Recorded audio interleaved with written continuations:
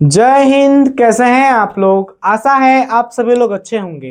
तो रोज की तरह हम आ गए हैं फिजिक्स के 12वें लेक्चर को लेके, जिसमें आज हम गोलीय दर्पण के बारे में पढ़ने वाले हैं।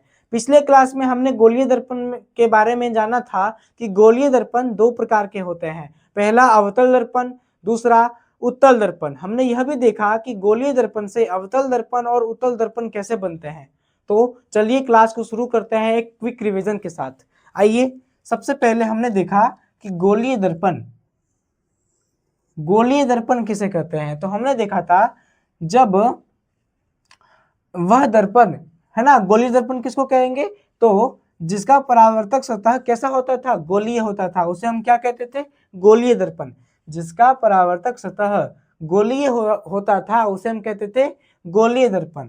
और गोलीय दर्पण में जब हम उसके बाहरी सतह को रचित करते थे, किसकी, गोलीय दर्पण के जब बाहरी सतह को हम रचित करते थे तो हमें प्राप्त होता था कौन सा दर्पण, तो कहिएगा सर, जब हम गोलीय दर्पण के बाहरी सतह को रचित करते हैं तो हमें अवतल दर्पण प्राप्त होता है।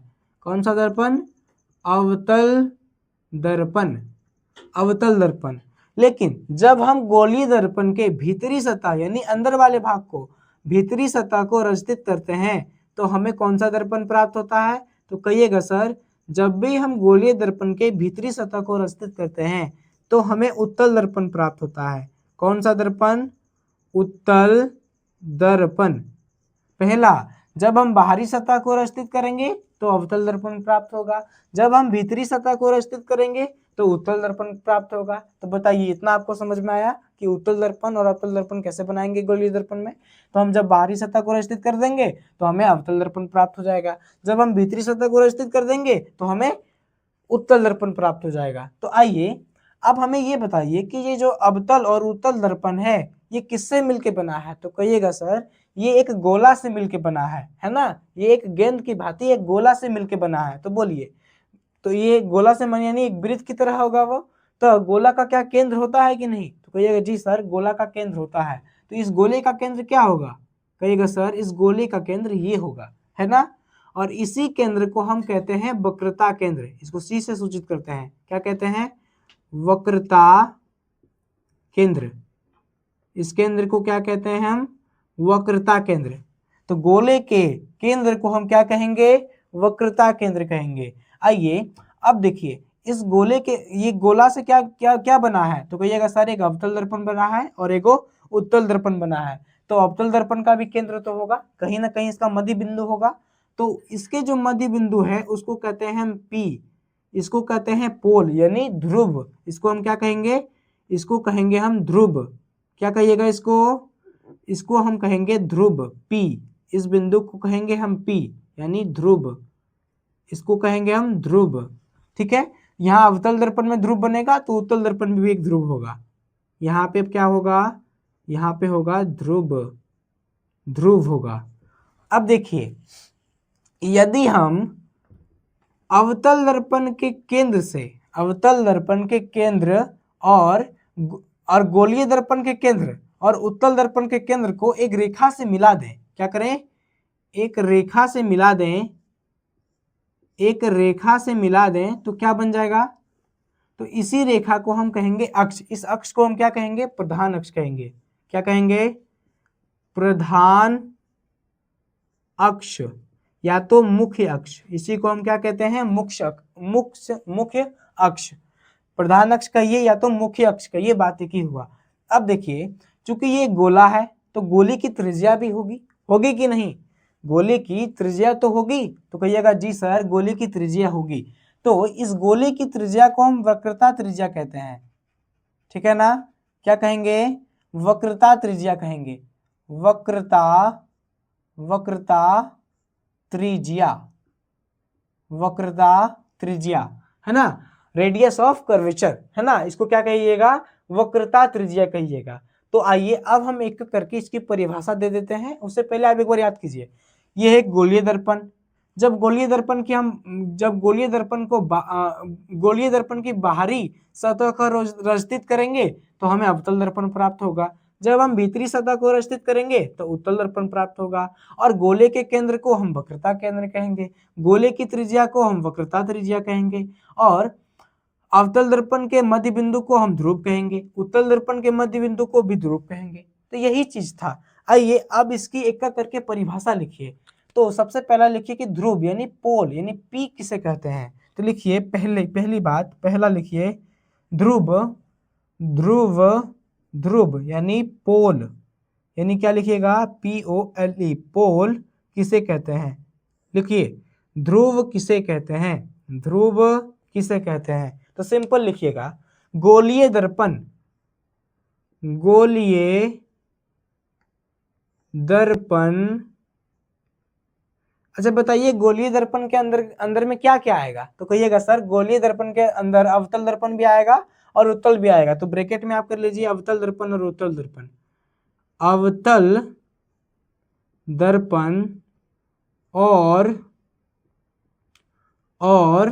अवतल दर्पण और उत्तल दर्पण, उत्तल दर्पण है ना। गोलीय दर्पण यानी अवतल दर्पण और उत्तल दर्पण के मध्य बिंदु को, के मध्य बिंदु को, मध्य बिंदु को ध्रुव कहते हैं। क्या कहते हैं, ध्रुव यानी पोल कहते हैं। किसको क्या कहते हैं बोलिए। तो कहिएगा सर अवतल दर्पण, अवतल दर्पण के मध्य बिंदु, किसके, अवतल दर्पण के मध्य बिंदु, यहाँ पे मध्य बिंदु हो जाएगा अवतल दर्पण के मध्य बिंदु, साथ साथ उत्तल दर्पण के मध्य बिंदु। उत्तल दर्पण ये हो गया, इधर वाला उत्तल दर्पण हो गया, इसका जो मध्य बिंदु है उसी को हम क्या कहेंगे, तो उसी को हम ध्रुव यानी पोल कहेंगे। समझ में आ गया कि गोलीय दर्पण में यानी अवतल दर्पण और उत्तल दर्पण में ध्रुव कहाँ होता है। तो कहिएगा सर बीचों बीच होता है। बीचों बीच क्या होता है, तो ध्रुव होता है यानी पोल होता है। तो आप एक बात समझ गए, ध्रुव के बारे में समझ गए ना कि ध्रुव क्या होता है।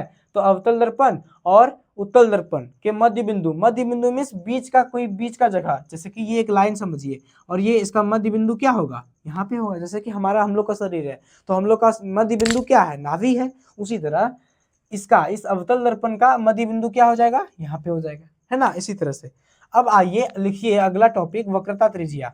क्या हो जाएगा अगला, वक्रता त्रिज्या। एक बार इसको हम रफ कर लेते हैं, है ना। वक्रता त्रिज्या, दूसरा में लिखिए वक्रता त्रिज्या, एक्सिस पोल, वक्रता, सेंटर ऑफ कर्वेचर, वक्रता त्रिज्या, जिसको हम C से सूचित करते हैं। लिखिए दूसरा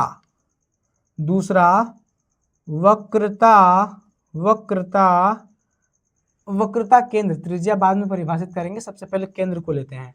वक्रता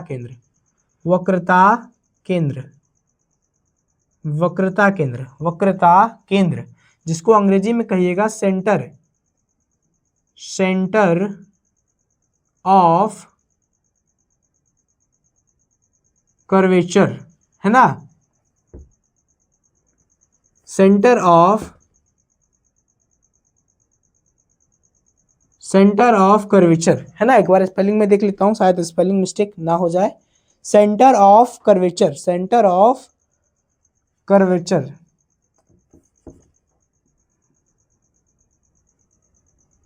centre of curvature, centre of curvature. अब इसको लिखिए, आप परिभाषित कीजिए तो इसको एक बार, सेंटर ऑफ कर्वेचर। तो क्या है, तो गोलीय दर्पण, ये कौन सा दर्पण हो गया, गोलीय दर्पण। तो गोलीय दर्पण किसका भाग है, तो एक गोला का भाग है कि नहीं। तो इस गोले के भाग के केंद्र को ही हम कहेंगे वक्रता केंद्र। जैसे ये दर्पण, ये गोलीय दर्पण कैसे बना हुआ है, गोलीय दर्पण कैसे बना है, तो कहिएगा सर एक गोला से मिलकर बना है, और उसी गोला के केंद्र को, इसी गोला के हम केंद्र को कहेंगे वक्रता केंद्र। क्या कहेंगे, वक्रता कहेंगे, वक्रता केंद्र कहेंगे। तो लिखिए गोलीय दर्पण,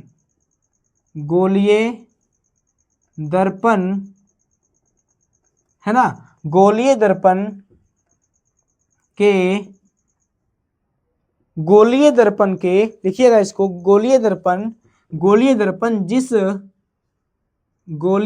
जिस गोले का भाग होता है, गोले का भाग होता है उसके केंद्र को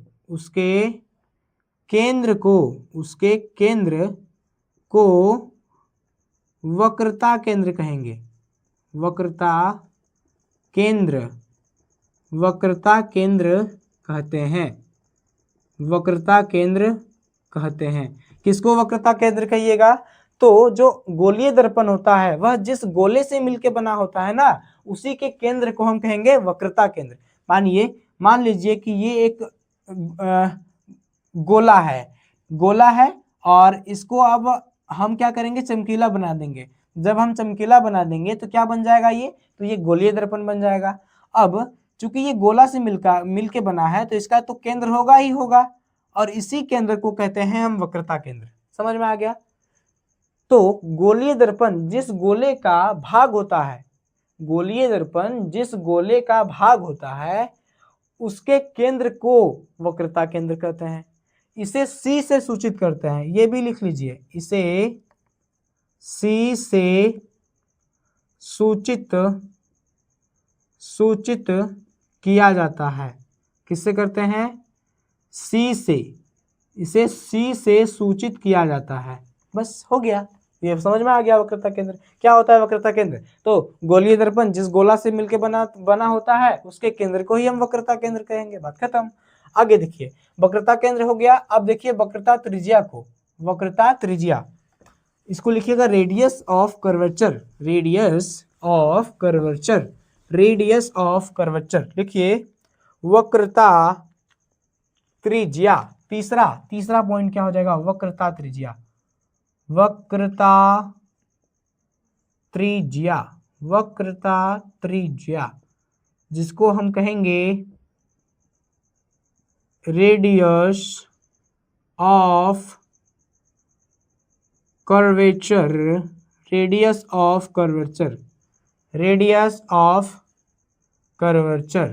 लिखिए किसको कहेंगे? अच्छा बोलिएगा, अभी आपने देखा कि गोलीय दर्पण जो होता है वह एक गोला से मिलकर बना होता है, तो गोले की त्रिज्या होती है कि नहीं? होती है कि नहीं? जिस तरह गोले का केंद्र होता है उस तरह गोले की त्रिज्या तो भी होती होगी। कहिएगा जी सर गोले की त्रिज्या होती है, तो इसी त्रिज्या को हम कहते हैं वक्रता त्रिज्या। खत्म। यदि आप 9th को पढ़े होंगे तो उसके बारे में, 9th के मैथ को पढ़े होंगे तो उसमें गोले के बारे में बताया गया है ना। तो वक्रता त्रिज्या क्या होता है? तो गोलीय दर्पण लिखिएगा, गोलीय दर्पण जिस गोले का भाग होता है, मतलब जिससे मिलके बना होता है, जिस गोले का भाग होता है गोलीय दर्पण जिस गोले का भाग होता है उस गोले के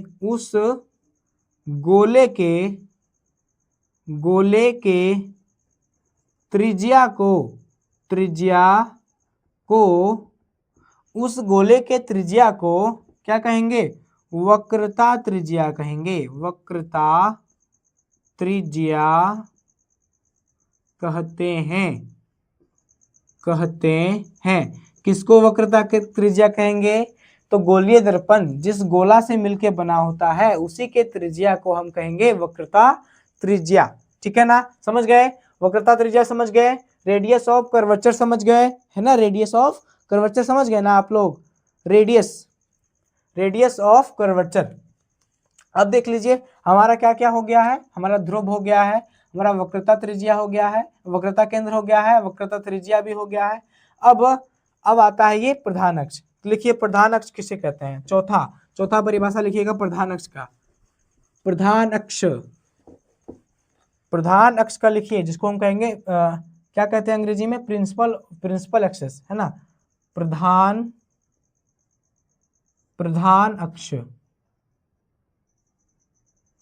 अक्ष यानी प्रिंसिपल एक्सिस। प्रिंसिपल एक्सिस क्या होता है इसके बारे में देखिए। प्रिंसिपल एक्सिस क्या होता है इसको एक बार देखिए, मैं एक्सपेलेंस मिला लेता हूँ। प्रिंसिपल एक्सिस, प्रधान अक्ष। आइए समझिए प्रधान अक्ष क्या होता है। देखिए सिंपल परिभाषा याद रखिएगा, वक्रता केंद्र और ध्रुव को मिलाने वाली रेखा। यहाँ पे देखिए देख रहे होंगे कि ये वक्रता केंद्र है और ये ध्रुव है। तो वक्रता केंद्र और ध्रुव को मिलाने वाली जो रेखा होती है, वक्रता केंद्र और ध्रुव को जो मिलाने वाली रेखा होती है, इसी रेखा को हम कहते हैं प्रधान अक्ष या तो मुख्य अक्ष। दो नाम है, प्रधान अक्ष या तो मुख्य अक्ष, वही चीज हो गया। तो लिखिएगा वक्रता केंद्र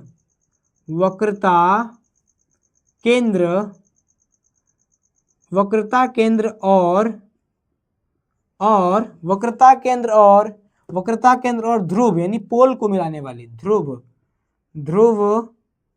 को मिलाने वाली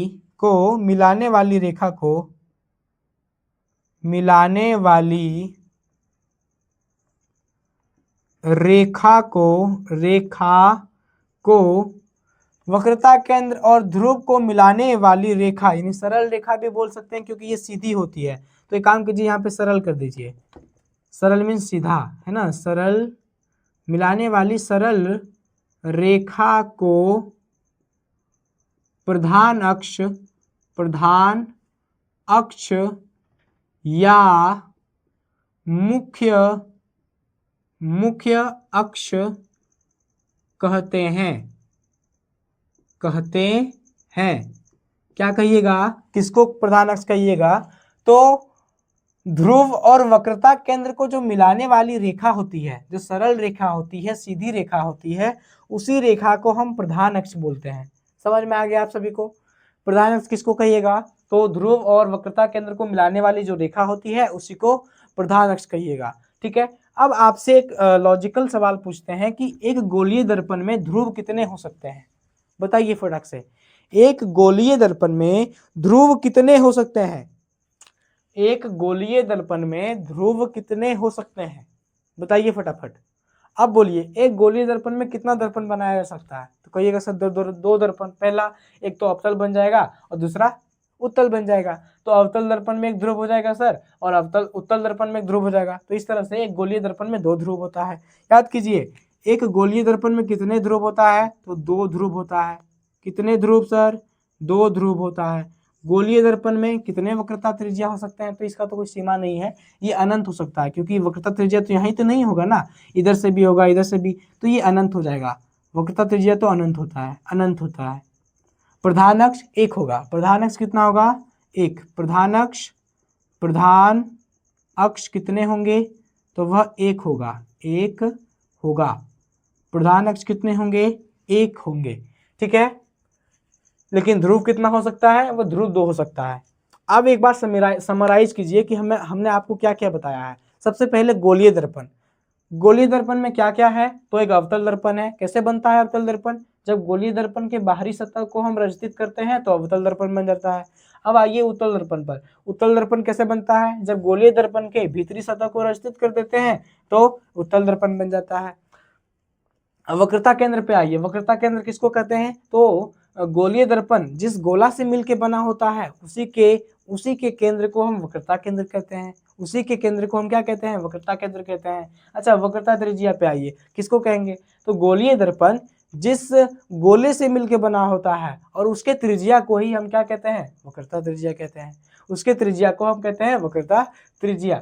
अब आता है प्रधान अक्ष। तो प्रधान अक्ष किसको कहिएगा? तो ध्रुव यानी पोल, ध्रुव और वक्रता केंद्र को मिलाने वाली सरल रेखा यानी सीधी रेखा को ही हम कहेंगे प्रधान अक्ष। ये था आपका गोलीय दर्पण से रिलेटेड सभी पॉइंट्स। आप इसको याद कीजिए, समझिए, वीडियो को दोबारा देखिए, लेकिन इसको आप माइंड में डालिए क्योंकि इसके बाद थोड़ा टफ आने वाला है। ठीक है ना? तो तब तक पढ़ते रहिए, सीखते रहिए। मेरा नाम है सुभाष और आप देख रहे हैं बोर्ड एक्स बिहार। जय हिंद।